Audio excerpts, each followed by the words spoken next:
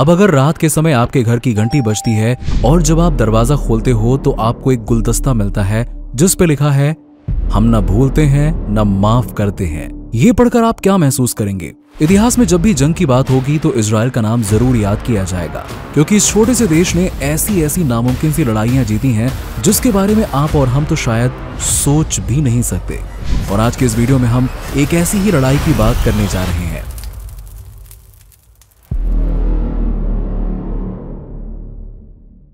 वैसे तो operation Wrath of God की चिंगारी 1972 म्यूनिख ओलंपिक्स के दौरान जली थी, लेकिन उसकी जड़ें सितंबर 1970 से जुड़ी हुई हैं। तो चलिए इजराइल के इस खुफिया ऑपरेशन की कहानी की शुरुआत शुरू से करते हैं। 17 सितंबर 1970 को जॉर्डन के किंग हुसैन के ऑर्डर पे जॉर्डन आर्मी पैलेस्टीन टेरिटरीज के बेस कैंप में घुस गई और हजारों लोगों को मार दिया। इसके बाद ब्लैक सितंबर नाम का एक टेररिस्ट ग्रुप बना जिसका मकसद था जॉर्डन के किंग हुसैन को खत्म करके इसका बदला लेना। तो यहां से जन्म हुआ ब्लैक सितंबर का। शुरुआत में तो इस ग्रुप का प्राइम टारगेट जॉर्डन था, लेकिन फिर धीरे धीरे जब उसकी दहशत बढ़ने लगी तो उन्होंने अपना निशाना जॉर्डन से घुमा के इजराइल पे लगाया। और फिर 1972 के म्यूनिख ओलंपिक के दौरान 11 इजरायली लोगों को बेरहमी से मार दिया गया, जिसमें कुछ एथलीट्स और कोच भी शामिल थे। 7 अक्टूबर 1972 के उस हमले के बाद इजराइल की गवर्नमेंट शांत बैठने वाली नहीं थी। उस वक्त के प्राइम मिनिस्टर गोल्डा मेयर ने उस वक्त के मिनिस्टर ऑफ डिफेंस मोसे दायन और 2 और मिनिस्टर के साथ मिलकर एक कमेटी बनाई जिसका नाम रखा गया कमेटी एक्स। शुरुआत में गोल्डा मेयर इस बात की परमिशन देने के लिए तैयार नहीं थे कि उनके लोग यूरोपियन जमीन पे किसी भी तरह की इलीगल एक्टिविटी में शामिल हों, लेकिन फिर उन्हें विश्वास दिलाया गया कि यह मिशन पूरी तरह से सीक्रेट रहेगा और इस मिशन के जरिए वो अपने दुश्मनों के दिलों में इजराइल के लिए एक डर बैठा देंगे। म्यूनिख ओलंपिक गेम्स में मारे गए एथलीट्स का बदला लेने के लिए इजराइल ने पहले सीरिया और लेबनान की पैलेस्टीन लिबरेशन ऑर्गेनाइजेशन बेसिस पे एयर स्ट्राइक किया, लेकिन मोसाद और इजराइल डिफेंस फोर्सेस सिर्फ इतने से ही खुश नहीं थे। वो कुछ ऐसा करना चाहते थे जिससे एक एग्जाम्पल सेट हो कि अगर दुनिया में किसी ने भी इजराइल या फिर किसी इजरायली को नुकसान पहुंचाया तो इसका अंजाम बहुत ज्यादा बुरा होगा। काफी सोचने के बाद उनके दिमाग में अब तक का सबसे खतरनाक मिशन आया, जिसका नाम था राथ ऑफ गॉड, यानी कि भगवान का प्रकोप। यह मिशन ना कि मोसाद के लिए बल्कि पूरे इजराइल के लिए सबसे बड़ा चैलेंज साबित होने वाला था, क्योंकि एक तो मिशन फ्रांस, इटली और नॉर्वे जैसे फ्रेंडली कंट्रीज की जमीन पर पूरा करना था, और दूसरा ये कि इस पूरे मिशन की मूवमेंट को दुनिया की नजरों से बचाना भी था। मिशन का डिसीजन फाइनल होने के बाद अब मोसाद के पास अपने दुश्मनों के नाम की लिस्ट आ गई थी। इस लिस्ट के कुछ नाम ब्लैक सितंबर ग्रुप के लोगों के थे और कुछ नाम PLO यानी कि पैलेस्टीन लिबरेशन ऑर्गेनाइजेशन के मेंबर्स के थे। इस पूरे मिशन के दौरान इस बात का खास ध्यान रखा गया कि इसकी हवा किसी को ना लगे और कभी भी ये साबित ना किया जा सके कि इस मिशन से इजराइल का कुछ लेना देना था।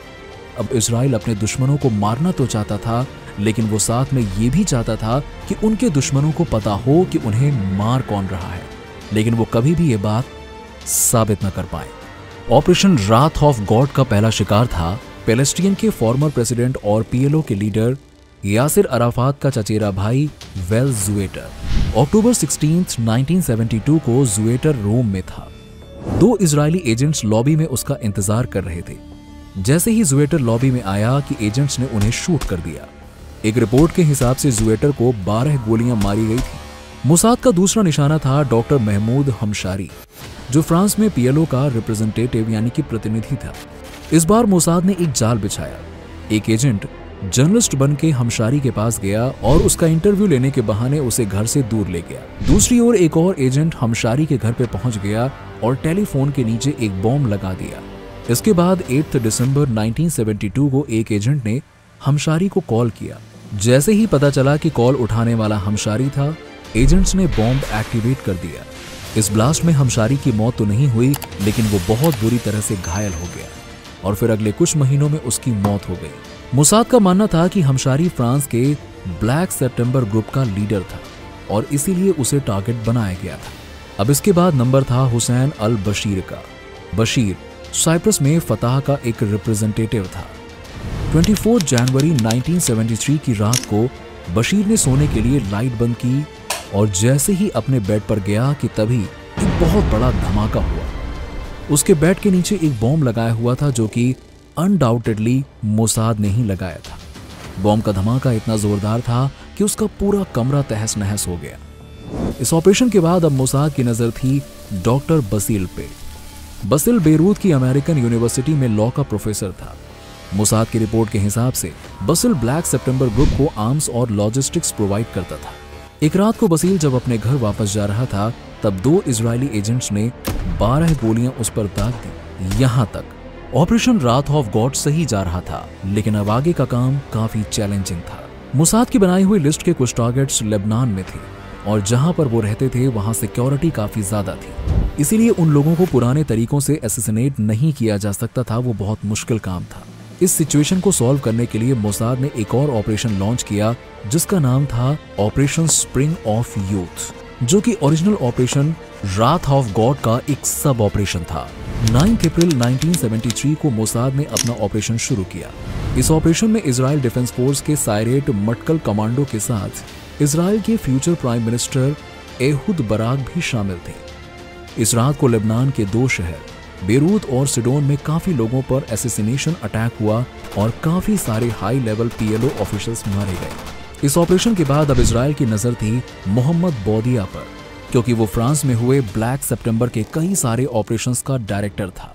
जून 28, 1973 को बौदिया भी एक हमले में मारा गया। रिपोर्ट्स के हिसाब से उसकी कार की सीट के नीचे लैंड माइंस लगाए हुए थे। मोसाद का यह ऑपरेशन अपने प्लान के हिसाब से बिल्कुल सही जा रहा था, लेकिन इसी बीच एजेंट से एक गलती हो गई। ऑपरेशन रात ऑफ गॉड का अगला टारगेट था अली हसन सलामेह, जिसे मोसाद ने रेड प्रिंस का नाम दिया था।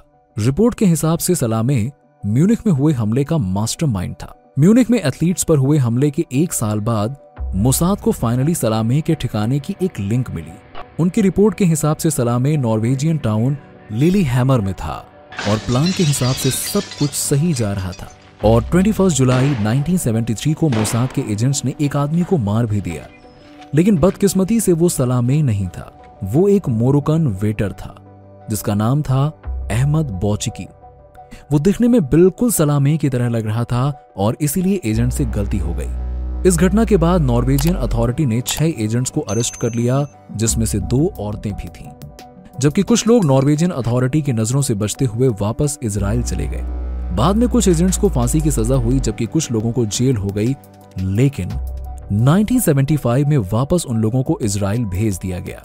इस घटना के बाद प्राइम मिनिस्टर गोल्डा मेयर ने ऑपरेशन रात ऑफ गॉड को सस्पेंड कर दिया, लेकिन 5 साल बाद जब नई प्राइम मिनिस्टर मेनाचेम बेगिन ने सरकार संभाली तो ऑपरेशन रात ऑफ गॉड की लिस्ट फिर से खुल गई और आखिरकार मोसाद ने 22 जनवरी 1979 के दिन सलामेह को ढूंढ लिया और उसकी गाड़ी में बॉम्ब लगाकर उसको भी मार दिया।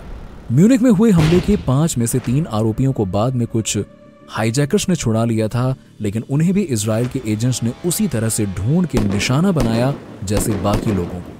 1973 में इजराइल एजेंट्स ने जिस वेटर को गलती से अपना निशाना बनाया था, उसके परिवार को इजरायली सरकार ने कॉम्पनसेशन ऑफर किया, जिसकी अमाउंट कितनी थी ये कभी बताया नहीं गया। हालांकि तब भी इजराइल की सरकार ने इस घटना की जिम्मेदारी नहीं ली। दोस्तों, मोसाद के इस मिशन के बारे में आपका क्या कहना है हमें कमेंट सेक्शन में कमेंट करके जरूर बताइएगा और ऐसे ही वीडियोस के लिए do subscribe and press the bell icon.